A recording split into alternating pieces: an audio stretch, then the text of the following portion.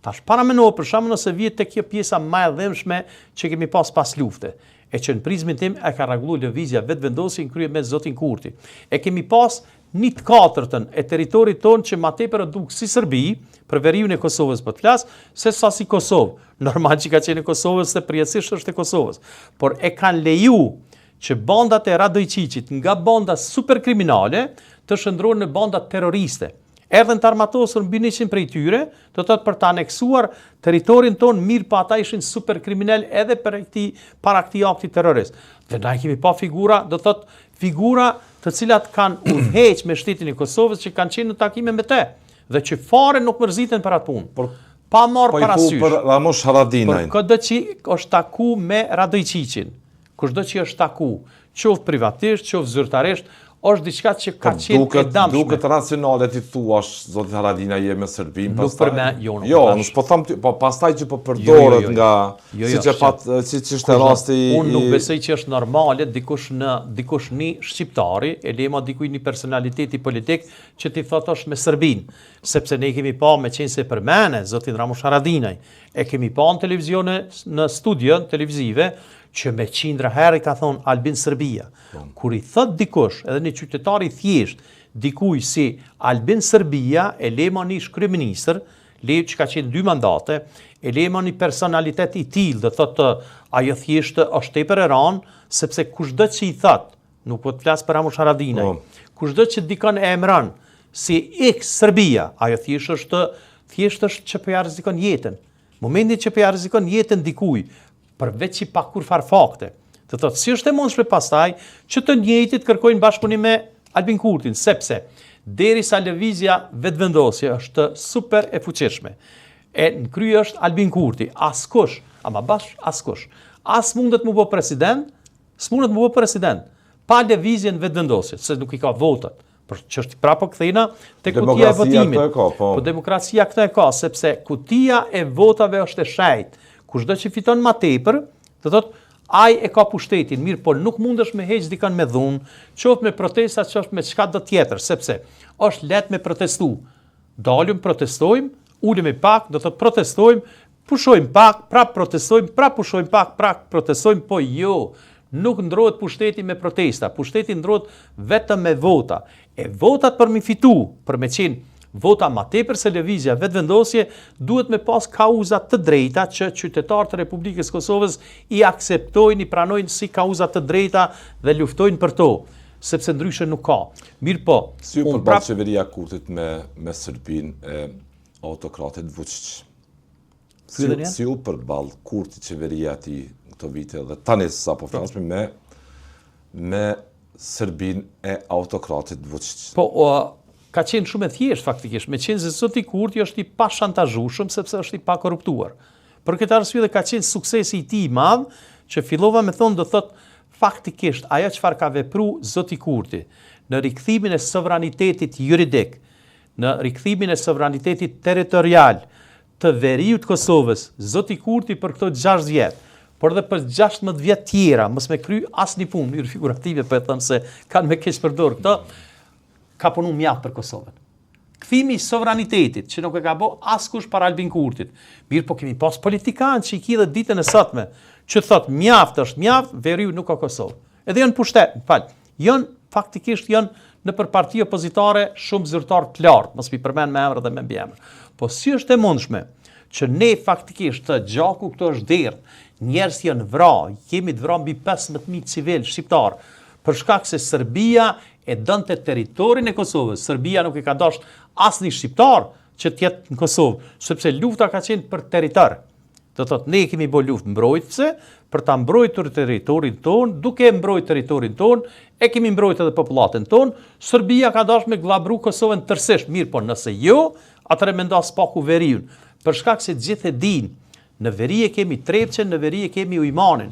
Pa Ujmanin, pa Trepçen, Kosova nuk mund të ekzistojë. Çka flasin për ju deklaratat e fundit po këtij politikanit të pa denacifikuar, Vučić, që kërcënon me rrjedhën e lumit. Ai bën kërcënime të lloj-llojshme dhe këto janë për përdorim të brendshëm. Kërcënimet i ka bërë realitet, e ka sulmuar 2 herë Kosovën, apo jo? Po them që devimi i lumit, do thotë Ibra është krejtësisht diçka e paimagjinueshme dhe kjo nuk mund të realizohet kurrë.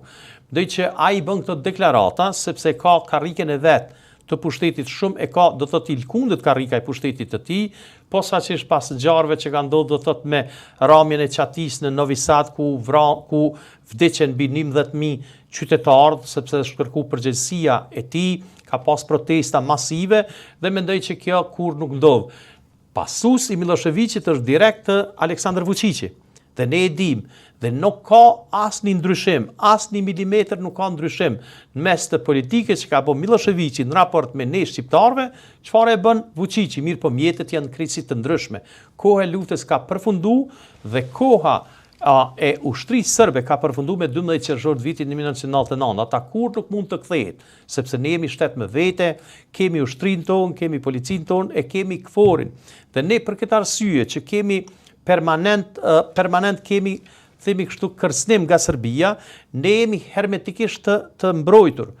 Ne kemi KFOR-in këtu që është pjesë e NATO-s, ne kemi NATO-n këtu faktike dhe duhet punojmë ditë e natë që të jemi edhe në aspektin juridik pjesë përbërëse apo pjesë e NATO-s, sepse na nuk kemi ndonjë rrezik real nga Serbia dhe pse ata e thojnë për shkak se dihet çfarë situata është tani, dihet çfarë ka qenë situata në 98-99. Përveç asaj, ne kemi Shqipërinë, e cila është pjesë e NATO-s, por prapë e them, faktikisht ne jemi në NATO me KFOR-in brenda Kosovës. A është me Kosova ti përgjigjet çfarë do agresione që ka Serbia? Unë besoj që po, por unë besoj që Serbia kur nuk do ta bëj këtë, dhe kemi pa deklarata do të të presidentit. Po e pyetja rastisht Toma sepse kemi një orvatje të qartë po këtij trashëgimtarit Miloševićit, sa pushtet Serbi që lëviz nga pozita presidentit në atë të kryeministit dhe do ta bëja i këtë sigurisht. Po, prandaj po them në kuadër gjitha këtyre lëvizjeve të tija të brendshme për populizëm, për pushtet. Mund të rrezikohet Kosova nga një aventurë e tillë rrezikshme që e ka provuar dhe më përpara. Ai ka provuar më përpara dhe ka pasur si është përgjigjur. Do thotë i ka dërguar ata cilët ne, respektivisht policia jon i ka vrarë. Dhe ka bërë shumë mirë që i ka vrarë, prizmin tim do duhet t'i vreste sa më tepër që është e mundshme sepse kudo që ka terrorist, ata janë shënjesër për tu likuiduar. Nuk janë terrorist që duhet merret dikush me të mirë me ta, sepse vetë fakti që asnjë shtet normal, asnjë shtet demokratik nuk bisedon me terrorist, po i vret ata, i eliminon, e kemi shembullin më të mirë Shteteve të Bashkuara të Amerikës si vepron me terrorist. Por besoj që duke e ditë konstelacionin politik, çfarë është Kosova, ne rrezik potencial të sulmeve nga Serbia nuk kemi. Ato Vučići i bën dhe do t'i bën permanent për shkak të përdorimit të brendshëm që të rritë sa më tepër që është e mundshme në pushtet. Për shembull i pat kohën e fundit. Do thotë ka qenë dokumentuar që Vučići po dërgon armatim apo më tepër themi municion në Ukrainë. E të njëjtën kohë, Bashkia Ndërkombëtare e ka lënë si të përkthjelur Serbinë me Vučićin për shkak të luftës në Ukrainë. Në të njëjtën kohë, gjithë e dim që Serbia është me Rusinë. Edhe shteti i vetëm në Evropë që nuk ka vënë kurrfarë sanksione ndaj Rusisë për shkak të luftës okupuese të padrejtë që po e bën në Ukrainë dhe prapë nuk po e gjen asgjë Serbinë. Kuptimin mirë, po Serbia dihet kush është. Ata e din kush jemi ne. A keni drojë që kjo Serbi e këtij trashëgimtarit Miloševićit, po ta asaj mendësie që ende sot në kabinet i ka ministra që thonë jemi pishman se kanë kryer pastrimin etnik gjithë fare kështu me çfarë lloj fshiu kemi të bëjmë. Deklarata me atë fshi që nuk ka heqë dorë nga platforma e okupimit Kosovës. E shprazjes Kosovës. Dhe a mund të trimnohet kjo strukturë politike sot Serbi që ta sulmoj Kosovën duke ditë që edhe Kosova nuk është në ditë më të mira të raporteve me aleatët e saj. Ne jemi shumë mirë me Shtetet e Bashkuara të Amerikës dhe me NATO-n, po ata e dinë. Ne për shembull komentojmë shumë shkurt deklaratën e kësaj ministre të Serbisë. Kjo deklaratë do thotë ka qenë deklaratë për cilën dihet që gjithë establishmenti politik i Serbisë mendon njëjtë. Këtë ka thonë Vučići para kësaj, ka thonë shumë vite më parë tek liçeni i Imanit, do thotë këto janë fakte që i kemi pa në media, që ai Vučići ka fajsuar paraardhësin e tij shpirtënor Miloševićin vetëm për shkak se sipas tij nuk i ka realizuar ato që ka premtuar. Do thotë, kjo ka qenë ajo çfarë kritike ka bë Vučići në raport me Miloševićin, që po i bie. Miloševićin ai nuk e ka kritiku, por ka deklaruar që Miloševići nuk i ka realizuar ato çfarë ka premtu, e tash kjo ministra e tij ka deklaruar saktësisht ajo çfarë është në kokën e Vučićit dhe të tjerëve. Mirë po, sulm ushtarak për masave çfarë do që t'jenë, po të foli për ushtarak, sulme apo tentativa terroriste mund të ketë përsëri. Mirë po ata e dinë, ditën e parë në mënyrë hipotetike që po e them që do të ketë, që mund të ketë, jo që do të ketë, sulme ushtarake do të bombardohen për herë të dytë nga NATO-ja. Dhe ata kur nuk e harrojnë këtë, edhe NATO-ja ashtu për siguri, është për sigurinë e Kosovës, mirë po është edhe për sigurinë të regionit. Para mendoni ti ne, pjesëtarët e NATO-s që i kemi këtu, pjesëtarët e NATO-s që i kemi në Shqipëri, në Maqedoni, në Maltëzi, nuk do të lejojnë që të ketë një destabilizim të tillë, eventual në mënyrë hipotetike për them të sulmit të Serbisë në raport me Kosovën, sepse Kosova është në anën e drejtë. Ne shqiptarët jemi në anën e drejtë. Ne jemi me Evropën sepse jemi pjesë e Evropës, ne jemi me NATO-n sepse NATO është e jona. Pa NATO-n ne sigurisht që a do të çlirohemi ndonjëherë, ndoshta edhe po, por do të ishte tepër e vështirë dhe pa imagjinueshme. Son besoj që çlirimi i Kosovës ka ndodhur për spaku 3 faktorë.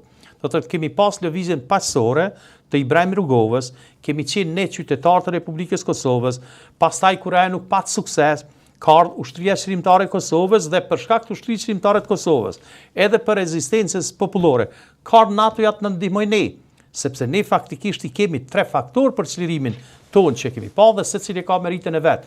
Vetëm imagjinone që nuk besoj që dikush e ka marrë seriozisht që NATO-ja ndonjëherë do ta sulmojë, do ta bombardojë Serbinë, po për shkak të krimeve që ata i ka bë, jo vetëm Kosovë, kanë bërë edhe në pjesë tjera të ish Jugosllavisë, do të thotë sepse kjo ka qenë edhe hakmarrje përveç mbrojtje për nesh në raport me Serbinë për shkak krimeve që i kanë bërë edhe në Kroaci, edhe në Bosnjë, edhe në Sloveni.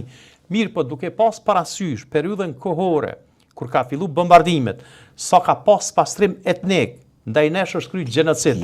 Për këtë arsye, plani Patkoj, për këtë arsye kanë qenë bombardimet 78 ditë, sepse NATO-ja ka bombarduar çaqe serbe edhe në Bosnjë, por periudha kohore ka qenë shumë e shkurtë. Mirë po 78 ditë derisa kanë gjunjëzuar Serbinë, derisa kanë detyruar të kapitulojë, sepse Serbia ka kapitulluar në të gjitha luftrat. Nuk duket që Kurti është galuar shumë për të mirëmbajtur raporte me aleatët në këto vite. Në sytë e kritikëve. Secili ka drejt, demokracia ka çat mirë që secili mund të thotë atë që si në prizmën e vet. Tash a kemi armatim? A ka ushtria jon armatim më të madh, më sofistikuar tani me Albin Kurtin apo me këta para Albin Kurtit? Besoj që gjithë e dim që kemi armatim shumë më të mirë edhe në sasi dhe në kvalitet me Albin Kurtin. A kemi buxhet të ndarë maksimalisht do thotë nga qeveria e Kurti apo ata pararësit e tij?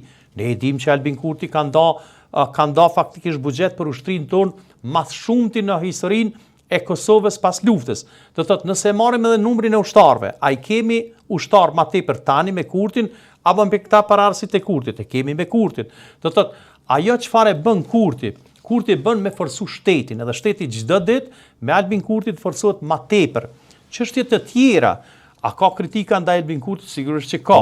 A mundet me vepru Kurti më mirë? Sigurisht që po, mirë po në aspektin e sigurisë, në aspektin e forcimit të shtetit me ushtri e me polici, maksimalisht e ka bë zoti Kurti.